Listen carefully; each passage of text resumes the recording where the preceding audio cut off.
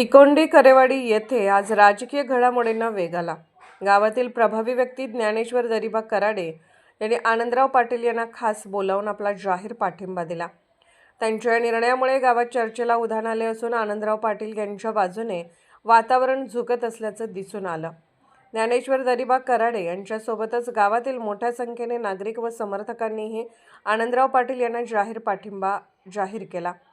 यावेळी उपस्थित ग्रामस्थांनी एकत्र येत पुढील काळात पूर्ण सहकार्य करण्याची भूमिका घेतली। त्यामुळे तिकोंडी करेवाडीमध्ये आनंदराव पाटील यांचा जनाधार वाढत असल्याचे चित्र स्पष्ट झाले आहे। दरम्यान या गावातून महाविकास आघाडीचे उमेदवार अमोल कराडे निवडणूक रिंगणात असतानाच झालेल्या या घडामोडीमुळे त्यांना हा जोरदार धक्का मानला जात आहे। गाव पातळीवर झालेल्या या बदलामुळे राजकीय समीकरणामध्ये महत्त्वाचा फेरबदल होत असल्याचे बोलले जात आहे। ताज्या बातम्यांसाठी पाहत रहा संघर्ष माझा जत।